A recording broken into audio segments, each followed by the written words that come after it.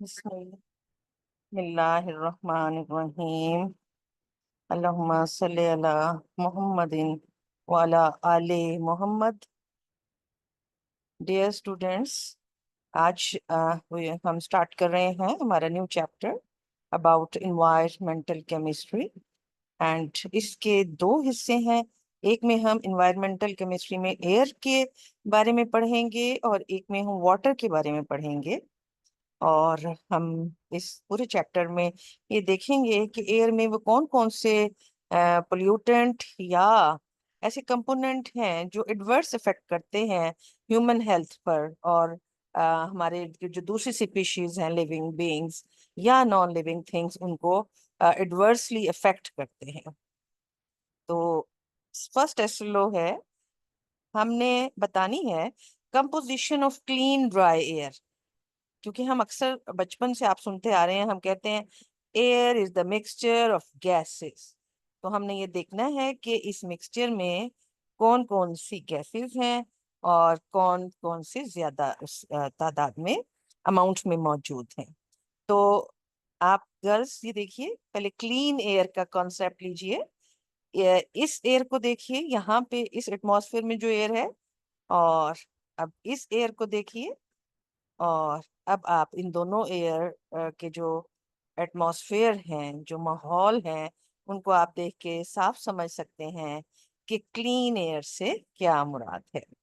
तो clean air में girls, nitrogen जो है उसकी कंसंट्रेशन सबसे ज्यादा होती है, 78.08%।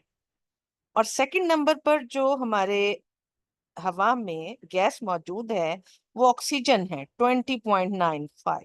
ठीक है, मैक्सिमम ऑक्सीजन एंड नाइट्रोजन है। और बाकी जो 1% बचता है, वो उसमें तमाम जो है गैसेस जो हैं दूसरी, like carbon dioxide and argon, जितनी भी आपकी नोबल गैसेस है ना, वो हवा में थोड़ी थोड़ी परसेंटेज में मौजूद होती हैं।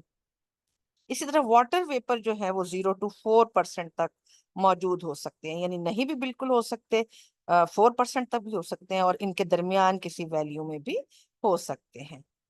सिमिलरली आप देख रहे हैं कि कार्बन डाइऑक्साइड 0.039, नेऑन 0.0018% है, हीलियम 0.0005% है, मीथेन 0.00017% है, हाइड्रोजन 0.00005% है, नाइट्रस ऑक्साइड 0.00003% है, एंड सिमिलरली ओजोन जो है वो 0.00004% है। मींस एटमॉस्फेयर में, क्लीन एयर में कम मौजूद है ओजोन काफी।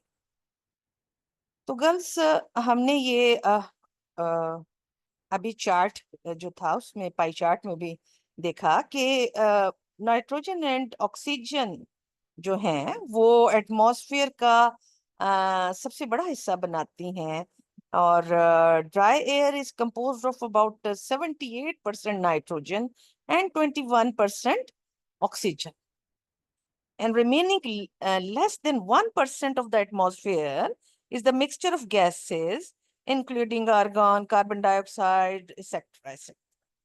Similarly, there are also many tiny solid or liquid particles called aerosols in the atmosphere. और aerosols can be made of dust, हो सकता है ये पौधों के स्पोर्स एंड पोलन्स वगैरह हो सकते हैं। इसी तरह सॉल्ट्स हो सकते हैं फ्रॉम सी स्प्रे, वोल्केनोज जो फटते हैं, आतिशफशा पहाड़, उनकी जो है राख वगैरह हो सकती है, स्मोक यानी धुआं वगैरह हो सकता है, ये भी हवा में इर्द गिर्द मौजूद होता है। तो गर्ल्स, नेक्स्ट हमारा एसएलओ है, हमने बताने हैं कि हमारे पास जो एयर पोल्यूटेंट हैं, major, like carbon dioxide, carbon monoxide, methane, oxides of nitrogen, oxides of sulphur, ozone in ground level, etcetera. इनके क्या क्या सोर्सेज हैं, कहाँ से आते हैं, और क्या क्या ये हमें नुकसान जो है वो पहुंचाते हैं। तो सबसे पहले तो हम एयर पोल्यूटेंट देख लें कि हम एयर पोल्यूटेंट किसको कहेंगे। तो air pollution is the introduction of harmful material into the atmosphere causing damage to living organism and to environment. Living organism को भी डैमेज करता है और उसके इर्द गिर्द जो माहौल है उसको भी डैमेज करती है जो चीज, वो ही क्या कहलाएगी? पॉल्यूशन कहलाएगी। और जिसकी वजह से वो पॉल्यूशन हो रही होगी वो सब्सटेंस पॉल्यूटेंट कहलाएगा। ठीक है, तो पोल्यूटेंट जो है हमने अभी पिछली स्लाइड में देखे भी थे, पोल्यूटेंट कौन कौन से मेजर पोल्यूटेंट्स हैं। अब हम उन्हें इस तरह एक ये जो आपके पास पिक्चर है इसमें देखते हैं। देखिए गर्ल्स, आप हमारे घरों में, फैक्ट्रीज में, ठीक है, इसी तरह हमारे जो कैटल फार्म्स हैं, एग्रीकल्चर के जो खेत हैं, एरोप्लेन्स हैं, वोल्केनोज हैं, फायर है, एंड इसी तरह शिप्स ये जो चल रही होती हैं समुद्रों में, ये सब जो हैं हवा में क्या क्या चीजें भेज रहे होते हैं? Carbon monoxide, sulphur dioxide, nitric oxide, nitrogen dioxide, particulates, इनको पीएम एब्रीवेट करते हैं। इस तरह वोलेटाइल ऑर्गेनिक कंपाउंड, इसको वीओसी एब्रीवेट करते हैं, मुख्तसर करके पढ़ा जाता है। तो ये सब डिफरेंट किस्म के कंपाउंड्स जब हवा में आते हैं, कहाँ कहाँ से, कौन कौन से सोर्सेज आप देख रहे हैं? आपके घरों से भी जा सकते हैं, जब आप आग जलाते हैं, फॉसल फ्यूल व्हीकल जो आप ट्रांसपोर्टेशन हो रही होती है उसमें से भी जा रहे होते हैं। इस तरह फैक्ट्रीज में भी जो फॉसल फ्यूल वगैरह बर्न हो रहे होते हैं, ये नाइट्रोजन के ऑक्साइड, ये सल्फर ऑक्साइड, कार्बन के ऑक्साइड जो है ये यहीं से आ रहे होते हैं। इसी तरह ये मीथेन वगैरह जो है ये जो है राइस के खेतों से आती है और एनिमल फॉर्म से यहाँ आ जाती है। इस तरह वोल्केनोस के फटने से बहुत से गैसेस, सल्फर के एंड नाइट्रोजन के ऑक्साइड यहाँ पर आ जाते हैं। इन्हें हम प्राइमरी पोल्यूटेंट कहते हैं क्योंकि ये डायरेक्टली यानी एटमॉस्फेयर में आ रहे हैं। लेकिन जब ये प्राइमरी पोल्यूटेंट एटमॉस्फेयर में आपस में कोई रिएक्शन करके कोई नया पोल्यूटेंट बना दें तो उसको हम सेकेंडरी पोल्यूटेंट कहते हैं। मसलन primary pollutant sulphur dioxide gas है, लेकिन जब ये एयर में मौजूद ऑक्सीजन के साथ मिल जाती है तो ये सल्फर ट्राइऑक्साइड गैस बना देती है। तो अब ये सल्फर ट्राइऑक्साइड गैस की हालत में जमीन से एटमॉस्फेयर में नहीं आई, लिहाजा इसको हम सेकेंडरी पोल्यूटेंट बोलेंगे। सिमिलरली ये सल्फर ट्राइऑक्साइड जब वाटर वेपर में मिक्स हो जाएगा तो सल्फ्यूरिक एसिड बन जाएगा, तो इसको हम सेकेंडरी पोल्यूटेंट बोलेंगे। इसी तरह नाइट्रोजन के ऑक्साइड्स जो हैं ये जब वाटर में डिसॉल्व हो जाएंगे तो नाइट्रिक एसिड बना देंगे। इसी तरह ओजोन, पर्टिकुलेट्स, ये बहुत सी ऐसी चीजें हैं जो प्राइमरी पोल्यूटेंट के रिएक्शंस के जरिए यहाँ पर एटमॉस्फेयर में ही क्रिएट होती हैं। अच्छा, अब हम जरा वन बाय वन देख लेते हैं। सल्फर डाइऑक्साइड एक कलरलेस गैस होती है लेकिन इसकी पंजेंट स्मेल होती है। तो ये क्या करती है, अगर हम इसको स्मेल करें या ज्यादा एक्सपोजर हो जाए तो ब्रीदिंग डिफिकल्टीज हो जाती हैं ह्यूमन एनिमल्स में। और इसके अलावा ये वाटर ये ऑक्सीजन के साथ रिएक्ट करके जो ऑक्साइड, सल्फर ट्राइऑक्साइड बनाती है, वो एक एसिडिक कंपाउंड है जो पानी में डिसॉल्व होकर रेन वाटर का सबब बनता है। अच्छा, आती कहाँ कहाँ से है sulphur dioxide? Combustion of fuel, fossil fuel. अब फॉसल फ्यूल गर्ल्स क्या होता है? जो पेट्रोल है आपका, जो आपकी गैस है जो आप बर्न कर रहे, आपका कोयला है, आपकी लक जो है ये सब चीजें जो हैं फॉसल फ्यूल कहलाती हैं क्योंकि ये जमीन में जो दफन शुदा फॉसल्स थे 1000 years ago पहले जो दफन हो गए थे, ये वही oil, petroleum, gas and coal में चेंज हुए थे। इनको जब जलाया जाता है तो सल्फर डाइऑक्साइड के अलावा और बहुत सी गैसेस प्रोड्यूस होती हैं। तो मेन सोर्स जो है कंबस्टन है। उसके अलावा जब आतिशफिशा पहाड़ भी फटते हैं तो वोल्केनिक एरप्शन से भी एटमॉस्फेयर में सल्फर डाइऑक्साइड गैस आ जाती है। इसी तरीके से अब हम नाइट्रोजन के ऑक्साइड्स को देखें। नाइट्रोजन के ऑक्साइड्स काफी ज्यादा होते हैं, लेकिन यहाँ हम दो ही देख रहे हैं। NO, ठीक है, नाइट्रोजन मोनोऑक्साइड भी कहते हैं, NO2 नाइट्रोजन डाइऑक्साइड भी कहते हैं। तो NO तो एक जो है कलरलेस एंड ऑडरलेस है, ना इसका कलर होता है ना स्मेल होती है, ठीक है। लेकिन NO2 जो है ये red brown and pungent smell की होती है। अच्छा, अब नाइट्रोजन ऑक्साइड क्या होते हैं, जब ये पानी के साथ रिएक्ट करें ये भी acidic compound, acidic rain cause करते हैं, ठीक है। एंड एसिडिक रेन क्या करती है, ये प्लांट्स को भी किल करती है, एक्वेटिक लाइफ को भी किल करती है, और ये बिल्डिंग्स को भी कोरोड कर देती है, और ये आयरन के स्ट्रक्चर, लाइमस्टोन और मार्बल के बने हुए स्ट्रक्चर्स और मेटल्स को भी तबाह करती है। तो सोर्सेज इसके भी गर्ल्स, नाइट्रोजन के ऑक्साइड के मेन सोर्स जो है वो व्हीकल कंबस्चन इंजन्स हैं। यानी जो भी गाड़ियां, मोटरसाइकिल, जीप्स, जितनी भी व्हीकल्स चलते हैं, इनमें जब कंबस्चन होती है तो कंबस्चन के नतीजे में नाइट्रोजन के ऑक्साइड प्रोड्यूस होते हैं। इसके अलावा नाइट्रोजन के ऑक्साइड लाइटनिंग के जरिए भी प्रोड्यूस होते हैं। थर्ड हमारा जो है कार्बन मोनोऑक्साइड है। इसके बारे में हम डिटेल से भी पढ़ेंगे अलहदा से। ये भी कलरलेस ऑर्डरलेस गैस है, ना इसका कोई कलर होता है ना इसकी कोई स्मेल होती है, और ये वेरी टॉक्सिक होती है।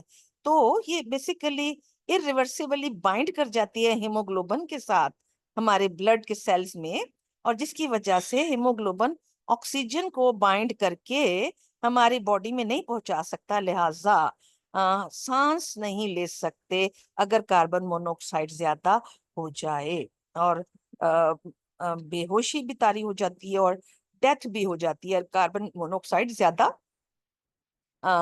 इनहेल कर ले कोई। तो इसका क्या, ये किस वजह से कार्बन मोनोऑक्साइड बनती है गर्ल्स? बेसिकली जब वही फॉसल फ्यूल आप जला रहे होते हैं ना, अगर फॉसल फ्यूल को आप जला रहे हैं और आप प्रॉपर उसको ऑक्सीजन प्रोवाइड कर रहे हैं, तब तो कार्बन डाइऑक्साइड बनती है, CO2। लेकिन अगर आपने प्रॉपर ऑक्सीजन प्रोवाइड वहां पर नहीं की हुई, वहां पे शॉर्टेज ऑफ ऑक्सीजन है एटमॉस्फेयर में, तो कार्बन डाइऑक्साइड की जगह कार्बन मोनोऑक्साइड प्रोड्यूस होना शुरू हो जाती है, जो कि इंतहाई डेंजरस होती है। इसके बारे में हम नेक्स्ट लेक्चर्स में भी मजीद डिटेल्स लेंगे। इसी तरीके से आपका एक एयर पॉल्यूटेंट मिथेन है। ये भी एक कलरलेस ऑडरलेस गैस होती है, और मिथेन ये वही आपके चूल्हों में जो बर्न होती है, ये वही गैस होती है। लेकिन आप देखते हैं कि उसमें आपको उसमें स्मेल आती है जब आपके गैस खुली रह जाए। तो बेसिकली मिथेन जो है ये ऑर्डरलेस ही होती है, इसमें कोई ऑर्डर नहीं होता, कुछ स्मेल नहीं होती। इसमें जान के सल्फर की कुछ ऐसे गैसेस ऐड की जाती हैं, ताकि अगर किसी घर में कोई गैस का स्टोव का बटन ऑन रह जाए तो उसको लोग फील कर लें। तो मिथेन इज ऑर्डरलेस, लेकिन उसमें फिर ऐसा ऑर्डर ऐड किया जाता है जिससे उसके अगर लीकेज हो जाए तो पता चल जाता है। अच्छा, इसके क्या हार्मफुल इफेक्ट हैं? ये भी जनाब आईज को अफेक्ट करती है, और इसके अलावा रेस्पिरेटरी ट्रैक्ट, इरिटेशन, सांस में खारिश होती है, ठीक है। अनबर्न्ड हाइड्रोकार्बन, यानी हवा में जैसे गैस खुली खुली छूट के ये चूल्हा ऐसे जाए जा रही है, ठीक है। तो ये नाइट्रिक ऑक्साइड जो हवा में होते हैं उनके साथ रिएक्शन करके सनलाइट की मौजूदगी में फोटोकेमिकल स्मोक बनाती है, और जिसकी वजह से सारी हवा और फिजा ब्राउन कलर की हो जाती है। और ये फोटोकेमिकल जो है स्मोक जो है basically ozone, sulphur dioxide and nitrogen dioxide, ये भी इसमें साथ होते हैं मौजूद, और ये भी जो है और दूसरे पॉल्यूटेंट हैं जो कि हम देखेंगे आगे। अच्छा, अब ये कहाँ से मीथेन आती है? एन एरोबिक, एन एरोबिक जब एक्टिविटी, बैक्टीरियल एक्टिविटी होती है ना, एनो एनो एन एरोबिक का मतलब होता है in the absence of oxygen. तो bacterial decomposition of organic substance, जब बैक्टीरिया किसी ऑर्गेनिक कंपाउंड को डिकम्पोज कर रहे होते हैं, तोड़ रहे होते हैं, और ऑक्सीजन को इस्तेमाल नहीं कर रहे होते, तो एक बाय प्रोडक्ट उसमें मीथेन गैस बनती है, ठीक है। एंड सिमिलरली ये कैटल्स की जो वेस्ट है ना, वेस्ट गैसेस हैं जो कि कैटल से आती हैं, जिस तरह कैटल मतलब जिस तरह ह्यूमन बीइंग्स की भी वेस्ट गैसेस हो सकती है ना, इस तरह कैटल्स की जो वेस्ट गैसेस हैं वो क्या क्या है? मीथेन गैस जो है वो मेन गैस है। अच्छा, इसी तरीके से हम ओजोन को एज ए एयर पोल्यूटेंट देखते हैं। Ozone is a pale blue gas with A pungent order. अब देखिए, इसका कलर भी है और इसका स्मेल भी होती है। Ozone can cause I and respiratory tract irritation. आप देख रहे हैं सब के सब जो है वो सांस को इरिटेट करते हैं, तंग करते हैं, मुतासिर करते हैं, एंड आइज को, ठीक है, क्योंकि आइज भी ओपन है एट वंस आपके एटमॉस्फेयर में, तो सांस भी, हवा भी सांस में आपके क्योंकि जा रही है, इसलिए सबसे पहले वो यहाँ जाते हैं ये एयर पोल्यूटेंट, और इन्हीं दोनों चीजों को सबसे ज्यादा इफेक्ट करते हैं। अच्छा, इसी वजह से जो बहुत से लोग आजकल ब्रीदिंग डिफिकल्टीज का शिकार हो रहे हैं। ओजोन अगर इनहेल कर ली जाए तो चेस्ट पेन भी काज करती है और हेडेक यानी सर दर्द भी हो जाता है इससे। ओजोन जो है, प्लांट्स में अगर किसी एटमॉस्फेयर में ओजोन ज्यादा हो जाए तो ये फोटोसिंथेसिस को स्लो डाउन कर देती है, और इसी वजह से फिर क्रॉप्स जो है वो डैमेज हो जाती है। जब फोटोसिंथेसिस नहीं होगी तो प्लांट अपना काम नहीं कर पाएगा और क्रॉप्स डैमेज हो जाएंगी। अच्छा, ओजोन के सोर्सेज कहाँ कहाँ से एटमॉस्फेयर में ओजोन आती है? लाइटनिंग, यानी जब बिजली चमकती है, कड़कती है।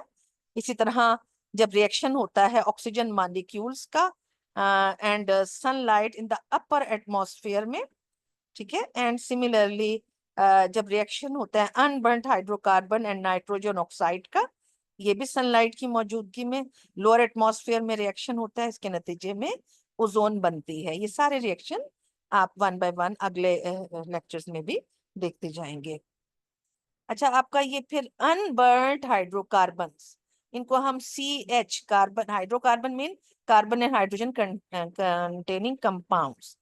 अनबर्न्ड हाइड्रोकार्बन जो हैं ये कलरलेस गैसेस होती हैं, और ये भी नेचुरली जो है ओडरलेस होती हैं, और कुछ इसमें से पंजेंट भी हो सकती हैं ड्यू टू फ्यूल एडिटिव्स, क्योंकि उसमें फ्यूल में ऐसे एडिटिव डले हुए हो सकते हैं।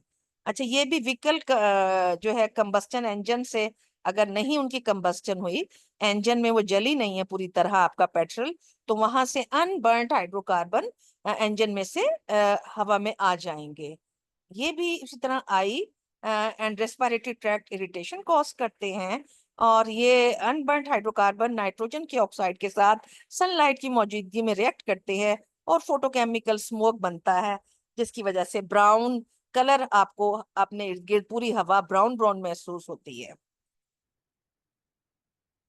तो लास्ट में अब कार्बन डाइऑक्साइड हम एज ए एयर पोल्यूटेंट भी डिस्कस करेंगे। हालांकि आप जानते हैं कि carbon dioxide is very much essential for photosynthesis. Plants को अपनी फूड बनाने के लिए कार्बन डाइऑक्साइड चाहिए, मगर स्टिल इसको आप देखेंगे कि आप इसको पोल्यूटेंट के तौर पर ये कब तंग करेगी। हम देखेंगे ग्रीन हाउस गैसेस में कार्बन डाइऑक्साइड का सबसे बड़ा रोल है। इसकी कंसंट्रेशन क्योंकि ज्यादा हो रही है एटमॉस्फेयर में, इस वजह से हम इसको भी एज ए एयर पोल्यूटेंट यहाँ पर देख रहे हैं। तो इसके इफेक्ट क्या है? ग्लोबल वार्मिंग काज करती है और ओशियंस में एसिडिफिकेशन कर देती है, क्योंकि कार्बन डाइऑक्साइड जब वाटर के साथ मिलती है ना तो कार्बोनिक एसिड बनता है। ये कार्बोनिक एसिड जब बारिश के पानी के साथ जाता है तो सारा ओशन जो है वो एसिडिफाई हो जाता है, यानी वो स्लाइटली एसिडिक हो जाता है, ओशन का पानी, समुद्रों के पानी।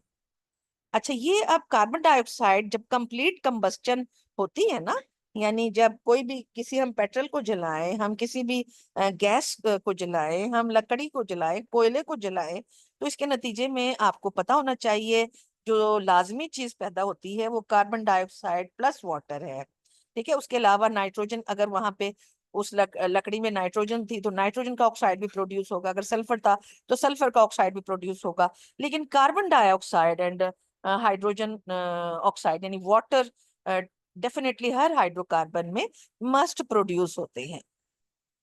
तो जहां कहीं भी फॉसिल फ्यूल इस्तेमाल किया जाएगा, चाहे फैक्ट्री में, चाहे आपके घर में, चाहे आपकी गाड़ी में, चाहे बाइक में, चाहे शिप में, वहां वहां पर कार्बन डाइऑक्साइड प्रोड्यूस होगी और वो एटमॉस्फेयर में जाती जाएगी। जी। अब आप फॉर एग्जांपल, यहाँ मैंने इसीलिए आपको ये कुछ चंद चीजें दिखानी थी। देखिए ये शिप, इसका धुआं देख रहे हैं आप, ये सारे का सारा कहाँ जा रहा है? ये उसी हवा में जा रहा है जिसमें हम सांस ले रहे हैं। ठीक है। एंड ये देखिए ये शिप्स, क्योंकि बहुत बड़े बड़े ये जहाज होते हैं जो समंदरों में एक्सपोर्ट करते हैं एक मुल्क से दूसरे मुल्क में। तो ये और पास मुल्कों में भी, मुल्कों के अंदर भी जो है वो समुद्री रास्ते होते हैं, उनके अंदर भी बजाय बाय रोड सामान को ट्रांसपोर्ट किया जाए, इन बहरी जहाजों के जरिए ही किया जाता है। तो ये देखिए किस तरह धुआं छोड़ते हैं और किस तरह ये एटमॉस्फेयर को पॉल्यूट करते हैं। अब ये जो धुआं ब्लैक कलर का आपको नजर आ रहा है गर्ल्स, इसमें सल्फर के ऑक्साइड भी हैं, इसमें नाइट्रोजन के ऑक्साइड भी हैं, इसमें कार्बन के डाइऑक्साइड भी हैं, कार्बन के मोनोऑक्साइड भी हैं। ठीक है। इसी तरीके से अब ये नेक्स्ट देखिए। अब आप देखिए ये एक सड़क है, इस पे गाड़ियां हैं और बेतहाशा ये धुआं आपको नजर आ रहा है। तो ये जो धुआं है कहाँ जा रहा है? ये हमारे इर्द गिर्द हवा में मौजूद है, ये यहाँ से कहीं जाता नहीं है, बल्कि इसके कंपोनेंट पॉल्यूट कर देते हैं हमारे एटमॉस्फेयर को। और इसी तरह ये देखिए ये वोल्केनो, जब आतिशबाजी फटते हैं तो उनमें से बहुत सारी आग, पिघला हुआ मटेरियल निकलता है और बहुत सारी गैसेस एमिट हो जाती हैं, एटमॉस्फेयर में चली जाती हैं, like sulphur dioxide, carbon dioxide, nitrogen oxide, etcetera. अच्छा, अब आप ये देख रहे हैं ये फैक्ट्रीज हैं जनाब। ये फैक्ट्रीज, ये हम जो तरह तरह के सामान बनाते हैं और खरीदते हैं और पहनते हैं, नए से नई चीजें, ये देखिए किस कदर धुआं। और ये एक दिन नहीं होता, एक मिनट नहीं होता, ये परमानेंटली वर्क करती हैं ये फैक्ट्रीज।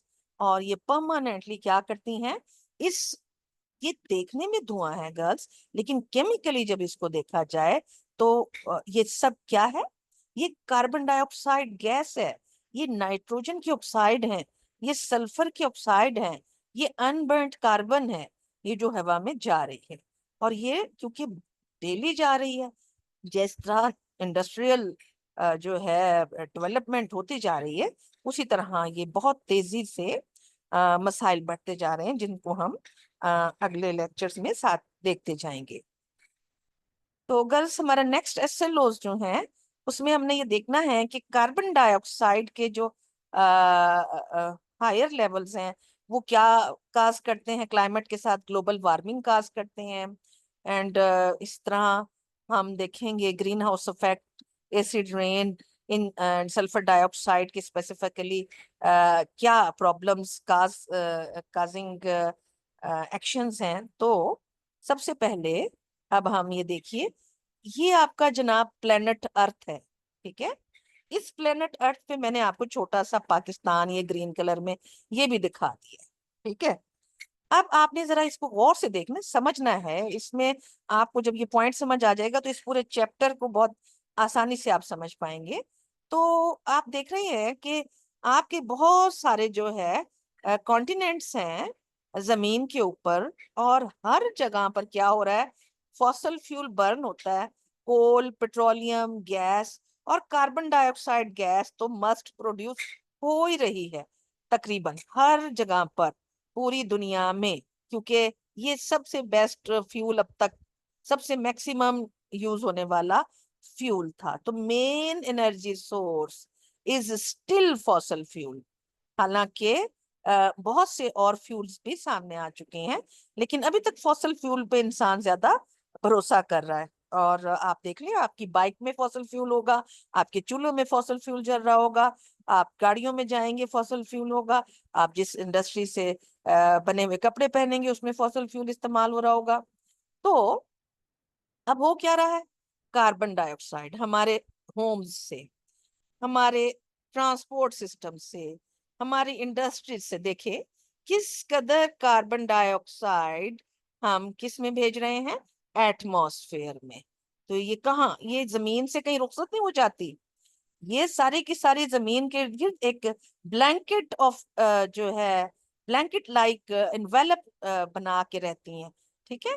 तो ये कार्बन डाइऑक्साइड गैस जो हम भेज रहे हैं इस कदर ज्यादा, हम भी तो आप देखें, हम भी इनहेल कर रहे हैं ना, सॉरी एक्सहेल कर रहे हैं, जानवर भी एक्सहेल कर रहे हैं। तो जब हम भी कार्बन डाइऑक्साइड निकाल रहे हैं, तो ये एक नेसेसरी चीज है।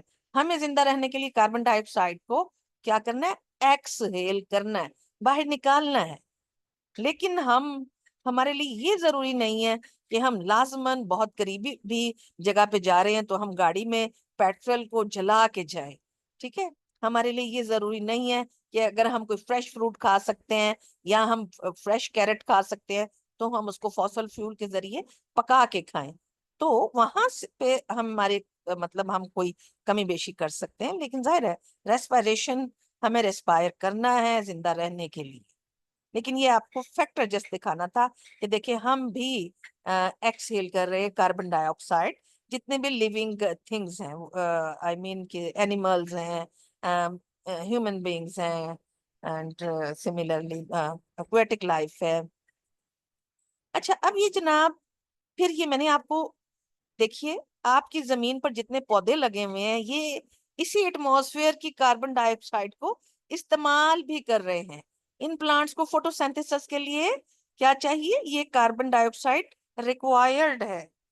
ठीक है, लेकिन आप देखिए, ये रेड एरोज कार्बन डाइऑक्साइड हम एटमॉस्फेयर में भेज रहे हैं, और जो आपके मस्टर्ड एरोज हैं तो वो प्लांट्स यूज कर रहे हैं। देखें कितनी ज्यादा कार्बन डाइऑक्साइड हम जनरेट कर रहे हैं और कितनी कम कार्बन डाइऑक्साइड हम क्या कर रहे हैं, यूटिलाइज कर रहे हैं। क्योंकि हम पौधे काटते जा रहे हैं, दरख्त काटते जा रहे हैं, जंगल काट काट के हम प्लाजा तामीर कर रहे हैं। तो प्लांट्स नहीं है तो कार्बन डाइऑक्साइड जो है वो कंज्यूम कम हो रही है, तो प्रोड्यूस ज्यादा हो रही है उल्टा। तो गर्ल्स, हुआ क्या कि natural equilibrium of carbon dioxide और अदर ग्रीन हाउस गैसेस जो है वो डिस्टर्ब हो चुका है ह्यूमन एक्टिविटीज से। ज्यादा कार्बन डाइऑक्साइड एटमॉस्फेयर में जा रही है और थोड़ी जो है वो प्लांट्स उसको इस्तेमाल कर रहे हैं। तो अब आप ये देखिए कि हमारे पास ये जो प्लेनेट अर्थ है, इसके इर्द गिर्द ये तमाम जो हमने भेजी थी कार्बन डाइऑक्साइड, इसके अलावा जितने भी और ऑक्साइड्स थे, methane gas and this nitrogen के ऑक्साइड, सब एक इन्वेलप की फॉर्म में यहाँ पर जमीन के इर्द गिर्द ही मौजूद है, इससे दूर कहीं नहीं गए हैं ये। ठीक है, और देखिए इस तरह carbon dioxide, water vapour, oxide of nitrogen, CFCs, methane, और ये सब मिलके क्या कर लिया इन्होंने, जमीन के इर्द गिर्द एक ब्लैंकेट लाइक कवरिंग बनाई हुई है।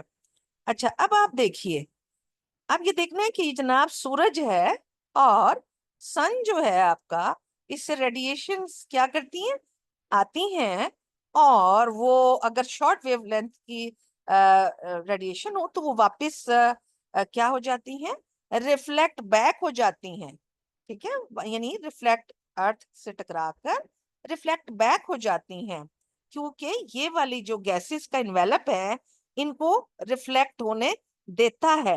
ठीक है, लेकिन जो शॉर्टर वेवलेंथ्स के बजाय जो लॉन्गर वेवलेंथ्स होती हैं, लाइक इंफ्रारेड रेडिएशन, ये जब जमीन से टकराती हैं तो ये रिफ्लेक्ट अगर हो तो ये क्या हो जाती हैं, ये एब्जॉर्ब हो जाती हैं।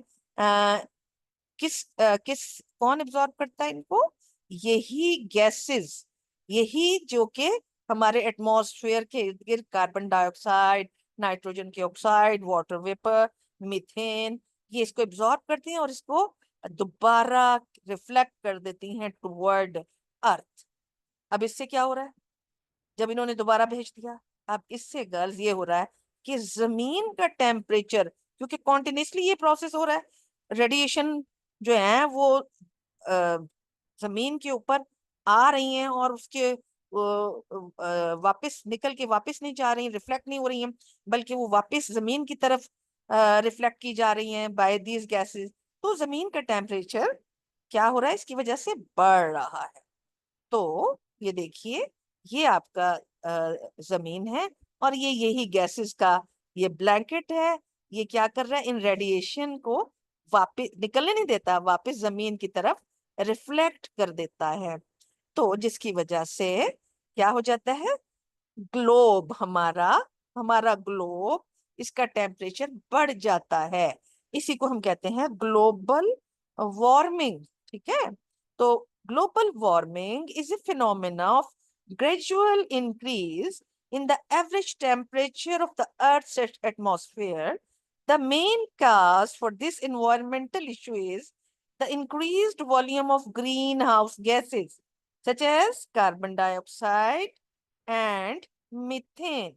तो गर्ल्स, आज का हमारा टॉपिक यही ग्रीन हाउस इफेक्ट तक है। इंशाल्लाह नेक्स्ट लेक्चर्स में हम मजीद इसके बारे में डिटेल्स देखेंगे। फी अमान अल्लाह।